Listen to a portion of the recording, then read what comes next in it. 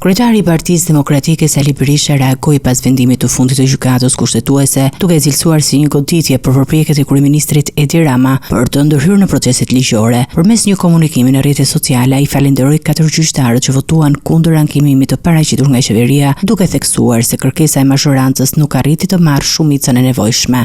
Në këtë kuadër, unë vlerësoj qëndrimin e atyre gjykatësve, të cilët me guximin e tyre rrëzuan një kërkesë që ishte baras me grush shteti kundër shqiptarëve.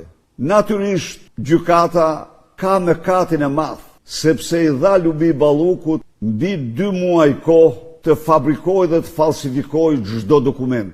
Por, siç thot fjala, më mirë vonë se kurrë, me atë ndarje 4-4, të paktën vendimi kërkesa e Edi Ramës nuk u miratue dhe përfundoi në kosh të plehrave.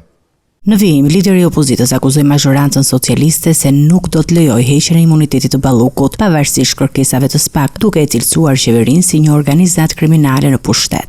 Uluziu ndje, do ta ndryshojmë, tha, reformën e drejtësisë, do të ndryshojmë ligjet. Dhe kjo ndodh sepse kemi të bëjmë, do të kërkojmë mirëkuptimin tuaj dhe të qytetarëve. Ne kemi të bëjmë me një organizatë të vërtet kriminale me në krye Edi Ramën. Berisha shkoi më tej, duke pretenduar se situata ka alarmuar dhe partnerët ndërkombëtar dhe se vendimet e fundit të qeverisë mund të ndikojnë negativisht në procesin e negociatave për anëtarësimin e Shqipërisë në Bashkimin Evropian.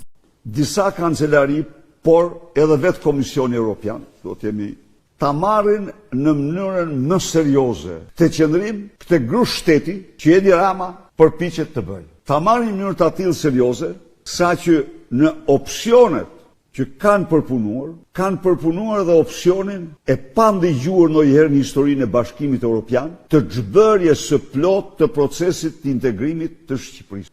E di ç'do thotë zhbërje plot? Do thotë anullim i të gjitha marrëveshjeve, vizave, stabilizim asociimit, pranimit kërkesë për anëtarësim, statusin e kandidatit, do të thotë rikthim në Shqipërisë, ku ishte në vitin 96. Në të njëjtën dalje, kreu i Partisë Demokratike komentoi dhe emërimin e ish-deputetit demokrat Dashnor Sula në postin e kryeinspektorit përgjithshëm, duke kritikuar këtë lëvizje si një akt tradhtie politike.